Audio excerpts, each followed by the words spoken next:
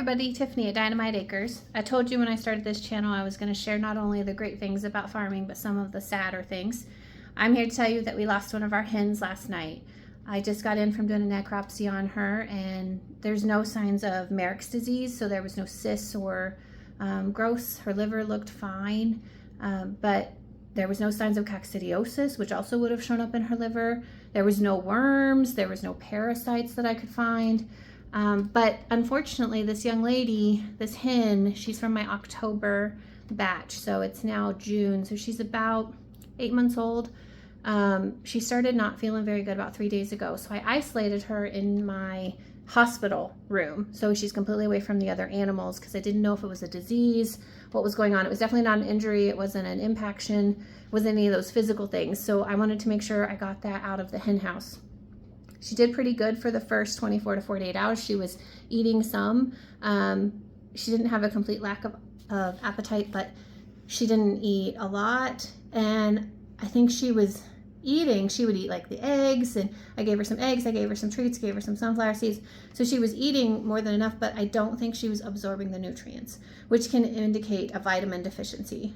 Specifically, I think it was thiamine, which is a vitamin B. And so what I think was going on with this young lady is she wasn't eating the pellets. So I provide a lay-in pellet for my girls so that they have the balanced nutrients they need. But they also free range, and they get the fermented grain, and they get all the other yummies. So I think she wasn't eating enough of the pelleted grain to provide those vitamins that she needed. And unfortunately, we just found her a little too late to be able to save her. None of the other hens are showing any sign of illness, which if it was Merrick's or coccidiosis, I would have multiple hens sick because it's very, very contagious. All of the rest of them are fine. But just to be on the safe side, what I'm gonna do today is I'm gonna give my hens some pork liver. Growing up, I heard over and over, I heard my elders call liver nature's vitamin, and it really is. It has all kinds of vitamins in it. However, I don't normally give liver unless there's a reason. If I see some sort of deficiency, then I will give liver. One of the things I wanted to point out on this video is if you do choose to use medicated chick feed, the medicated chick feed uses amprolium, and amprolium is what keeps coccidiosis from growing in your chicks. That's the whole point of the medicated food. But it also hinders the absorption of thiamine. So if you overdo the medicated food, or for some reason your chick builds up that chemical in their body, they can sometimes have a deficiency later. So it's something to think about as you're feeding your medicated food.